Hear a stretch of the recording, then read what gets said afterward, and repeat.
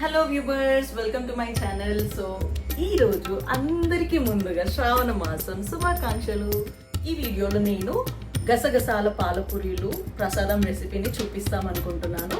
మొదటి శుక్రవారం శ్రావణ మాసంలో కాబట్టి డిఫరెంట్గా కొత్తగా చాలా క్విక్గా చేసే ఒక రెసిపీ చూద్దామని చెప్పి యూట్యూబ్లో చూస్తే నాకు ఈ రెసిపీ కనిపించింది అండ్ చాలా క్విక్గా అయిపోతుంది అండ్ మంచిగా ఉంటుందని అనిపించి నేను ఈ ప్రసాదం చేయాలనుకుంటున్నా. సో ఇది నేను నా స్టైల్లో ఎలా చేస్తాను అన్నది మీరు ఈ వీడియోలో చూడండి, ఓకేనా? అండ్ ఈ రెసిపీ వచ్చేసి చాలా సింపుల్ అండ్ క్విక్గా అయిపోతుంది. సో మీరు కూడా ఈ రెసిపీని ట్రై చేసి మీరు కూడా మీ ఇంట్లో అమ్మవారికి ప్రసాదంగా పెడతారని ఆశిస్తున్నాను. So let's start the process. అన్నిటికన్నా ముందుగా పాలపూరీలు, గసగసాల పాలపూరీలకి మనకు కావాల్సింది ఏంటంటే పూరీ పిండి. సో పూరీ పిండికి నేను 1 కప్పు పూరీ పిండికి 1/2 కప్పు ఇదేంటి సూజీ. సో 1 కప్ పూరీ పిండికి 1/2 కప్ సూజీ వేసేసి దీంట్లో కొద్దిగా అంటే కొద్దిగానే ఉప్పు వేసుకుందాం. సో చిటికేడంటే చిటికేడు ఉప్పు వేసుకున్నాం. సో ఇప్పుడు ఇవన్నిటిని మంచిగా మనము పూరీ పిండి ఎట్లా కలుపుతాం అట్లా మంచిగా కలుపుకోవాలన్నమాట, నీళ్ళు పోసుకుంటూ. సో నీళ్ళు పోసుకొని మంచిగా కలుపుకోవాలి. నాకు తెలిసి దీంట్లో సూజీ వేసినందుకు కొద్దిగా పిండి గట్టి పడుతూ ఉంటుంది, నీళ్ళని ఎక్కువ అబ్జర్వ్ చేసుకుంటుంది సూజీ కాబట్టి. సో ఇట్లా మనం పూరీ పిండికి ఎట్లా కలుపుకుంటామో అట్లా కలుపుకోవాలన్నమాట. పిండిని మొత్తం కలిపేసుకున్న తర్వాత కొద్దిగా ఇట్లా నెయ్యిని వేసుకోవాలి. నెయ్యిని కొద్దిగా వేసుకొని పిండి బాగా మళ్ళీ ఒకసారి కలుపుకోవాలి అనమాట. నూనె వాడతారు, యూజువల్లీ మన పూరీలకు నెయ్యిని వాడతారు కదా. సో ఇది ప్రసాదం కాబట్టి నేను నూనె బదులుగా నెయ్యిని వాడుతున్నాను. నెయ్యి లేని వాళ్ళు నూనెతో కూడా చేసుకోవచ్చు. ఇట్లా మంచిగా ముద్దలాగా చేసేసుకొని మంచిగా కలిపేసుకున్న తర్వాత మూత పెట్టేసి 10 minutes సైడ్కి పెట్టేసేయండి మూత పెట్టి. ఆ తర్వాత పిండి సాఫ్ట్గా అవుతుంది, అప్పుడు మనం పూరీలు చేసుకోవచ్చు. స్టవ్ పైన ఒక పాత్రని వేడి చేసుకోవాలి. ఇప్పుడు నేను పాత్ర వేడి చేసేసుకున్నాను ఆల్రెడీ. సో ఇందులోకి మనకి పూరీలు మునిగేంత పాలని మనం పోసుకోవాలి. సో నేను 1 full cup మిల్క్ వేసుకుంటున్నా.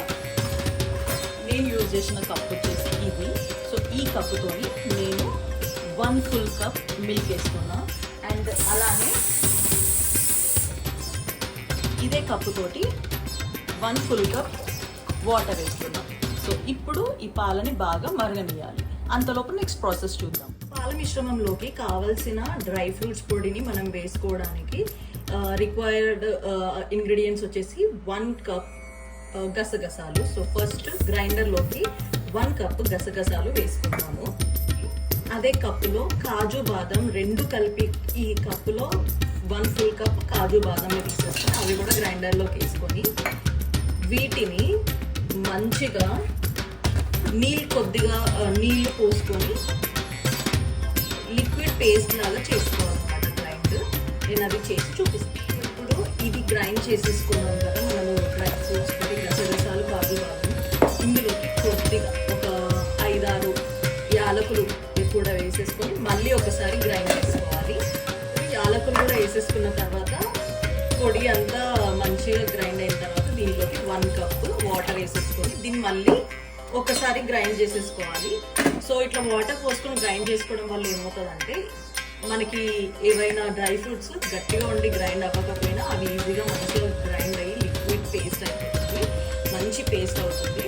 అండ్ దాంతోపాటు మనం పాలలోకి ఈ మిశ్రమాన్ని డ్రైగా వేస్తే అదేమవుతుందంటే ఉండలు అయిపోతుంది. సో అట్లా ఉండలు అవ్వకుండా మనము నీళ్ళు వేసి ఇది పేస్ట్ లాగా చేసుకొని దాన్ని పాలల్లో వేసుకుంటే అప్పుడు ఉండలు కట్టకుండా ఉంటుంది పాలు.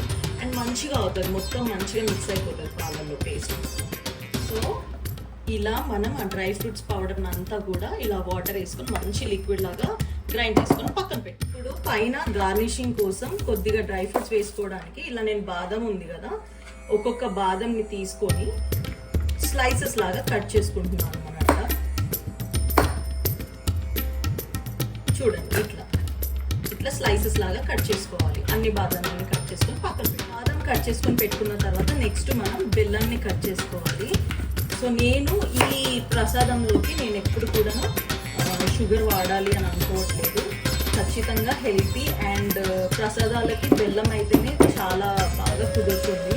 సో అందుకని బెల్లాన్ని కూడా మంచిగా తురుముకొని, కావాల్సినంత బెల్లాన్ని తురుముకొని పట్టుకొని పెట్టుకోవాలి. సో నేనైతే బెల్లాన్ని 1 కప్ మిల్క్ తీసుకున్నాను కాబట్టి 1 కప్ మిల్క్కి 1 కప్ బెల్లాన్ని వేసుకుంటున్నాను. పాలు బాగా మరిగినాయి కదా, ఈ మరుగుతున్న పాలల్లోకి మనము 1 కప్ బెల్లంని వేసేసుకున్నాము. ఇవి వేసుకున్న వెంటనే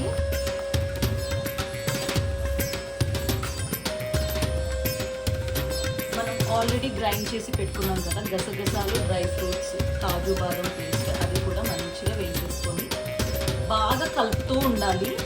లేదంటే దగ్గరికి పడిపోతూ ఉంటుంది, అంటుకుపోతూ ఉంటుంది. అడుగు అంటకుండా మనం కలుపుతూ ఉండాలన్నమాట.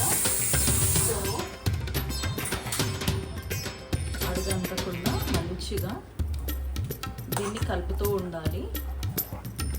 దీన్ని కరెక్ట్గా ఒక 15 నిమిషాలు స్టవ్ పైన పెట్టినామంటే బెల్లం వేసిన తర్వాత, లేదంటే ఈ గసగసాలు పొడి వేసిన తర్వాత కరెక్ట్గా ఒక 15 మినిట్స్ పెడితే మంచిగా చిక్కగా అయిపోతాయి పాలు. మీడియం టు లో ఫ్లేమ్లో వీటిని, ఈ పాలని మరిగించాలి. లేదంటే మళ్ళీ అడుగంటిపోతుంది, లేదంటే పొంగిపోతాయి. పాలు మంచిగా మరిగినాయి కదా, గసగసాల స్మెల్ అంతా, పచ్చివాసన అంతా పోయి మంచిగా యాలకుల స్మెల్ వచ్చేంత వరకు మంచిగా ఇట్లా చిక్కబడేలాగా మంచిగా పాలని మరిగించుకోవాలి. సో ఈ మరుగుతున్న పాలలోకి ఒకవేళ మీకు అడుగంటుతుంది అని అనిపిస్తే కొద్దిగా నెయ్యి వేసుకోవచ్చు. ఒక 1 టేబుల్ స్పూన్ నెయ్యి వేసేసుకుంటే అడుగంటదు అండ్ టేస్ట్ కూడా చాలా కమ్మగా అవుతుంది. నెయ్యి ఖచ్చితంగా వేసుకోవాలి. నెయ్యి వేసుకోకపోతే కింద అడుగంటుకునే ఛాన్సెస్ ఉంటుంది. అండ్ నెయ్యి వేసుకోవడం వల్ల మంచి కమ్మదనం వస్తుంది. ప్రసాదం కదా, కొద్దిగా నెయ్యి వేసుకుందాం. సో ఒక 15 to 20 మినిట్స్ అయిపోయాక మనకి పాలు ఈ మాత్రం థిక్గా అయ్యి ఇలా థిక్ మిల్క్ లాగా అవుతుంది 15 మినిట్స్ to 20 మినిట్స్ టైంలో. సో ఇప్పుడు ఇట్లా అయిన తర్వాత మనం దీన్ని స్టవ్ ఆఫ్ చేసేసుకోవాలన్నమాట. సో ఇప్పుడు స్టవ్ ఆఫ్ చేసుకొని దీన్ని చల్లారనియాలి. కొద్దిగా మరీ చల్లగా అయిపోకూడదు, కొంచెం వేడిగా ఉన్నప్పుడే, లూప్వామ్గా ఉన్నప్పుడే మనం పూరీలు ఇందులో వేసుకోవాలి. ఇప్పుడు 10 మినిట్స్ అయిపోయింది. మనము పూరీ పిండిని తీసుకొని పూరీ ఒత్తుకుందాము.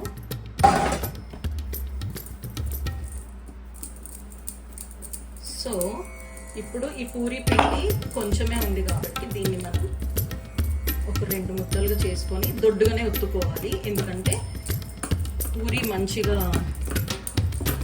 అవుతుంది అన్నమాట. దొడ్డుగానే ఒత్తుకోవాలి. సో నూనె పెట్టుకొని ఒత్తుకోండి. నూనె అంటే నేను ఇక్కడ నెయ్యి వాడుతున్నా, మీరు నూనె వాడుకోవచ్చు. ఒకవేళ నెయ్యి లేకపోతే, ప్రసాదం కాబట్టి నెయ్యి వాడితేనే బాగుంటుంది. పూరీని ఇట్లా మందంగా ఒత్తుకున్న తర్వాత ఒక గ్లాస్తోని, లేదంటే కటోర, దేంతో అయినా సరే, ఇట్లా చిన్న గ్లాస్ ఆర్ కటోరతోని, మనకు చిన్న చిన్న పూరీలు కావాలి కదా, అందుకోసం ఇట్లా చేసుకోవాలి. షేప్ కట్ చేసుకుంటే మనకి ఇప్పుడు చూడండి పూరీలు ఎంత మందంగా ఉందో మీకు అర్థమవుతుంది కదా. సో ఇట్లా పూరీలు మనకి రెడీ అయిపోతాయి. అన్ని పూరీలు చేసేసుకొని ఇప్పుడు నెక్స్ట్ ఫ్రై చేసుకుందాం పూరీలను. పూరీలు వేయించుకోవడానికి నూనెను బాగా వేడి చేసుకోవాలి. సో ఇప్పుడు పూరీలను వేసుకుందాం.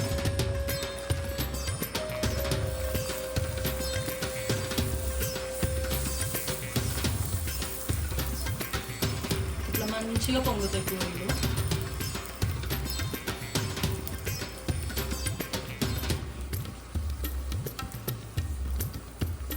కొంచెం ఇలా గోల్డెన్ బ్రౌన్ అవ్వగానే పూరీలని తీసేసి వేరే బౌల్లోకి ట్రాన్స్ఫర్ చేసుకోవాలి.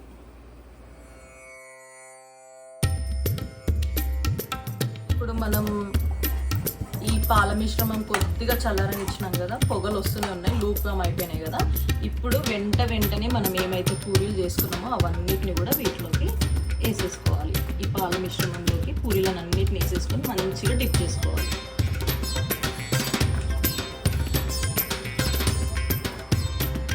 మంచిగా ఈ పాలనన్నిటిని కూడా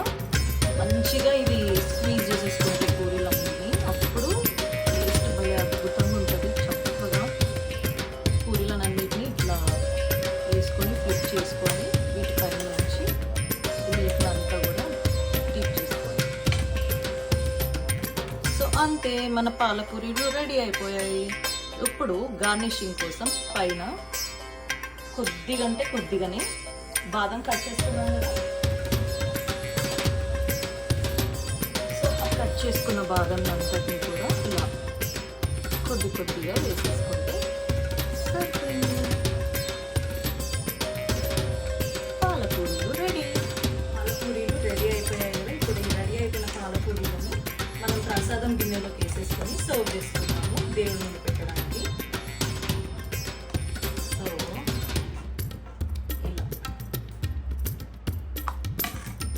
ఇంకా పొంగిన పూరీలు ఇంకా తగ్గలేదు అసలు. వేసేసుకొని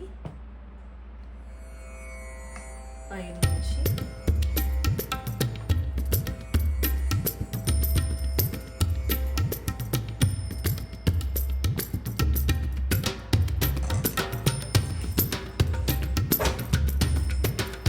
ఇప్పుడు దీనిపైన కొద్దిగా బాదం వేసుకుంటాం. మనం కట్ చేసుకుంటే బాదం పడుతుంది స్లైసెస్ లాగా.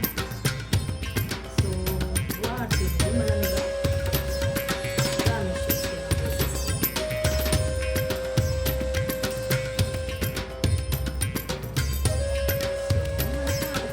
ప్రసాదానికి రెడీ అయిపోయింది.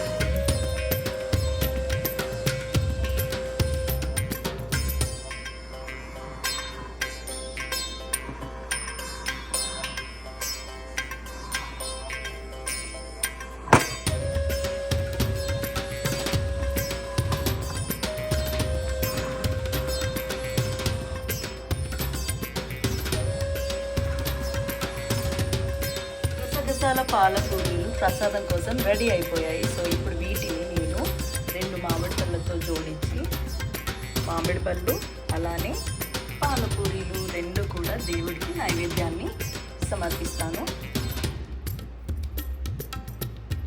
సో ఇంతటితో మన పాలపూరీల రెసిపీ రెడీ అయిపోయింది. ప్రసాదం వండేసిన తర్వాత దేవుడికి ప్రసాదాన్ని సమర్పించేసి హారతి ఇచ్చేసి నమస్కారం పెట్టుకొని అలా మా శ్రావణ మాసం మొదటి శుక్రవారాన్ని సెలబ్రేట్ చేసుకున్నాము. సో వీడియో నచ్చితే like, share and subscribe. Until then, bye bye. See you in my next video.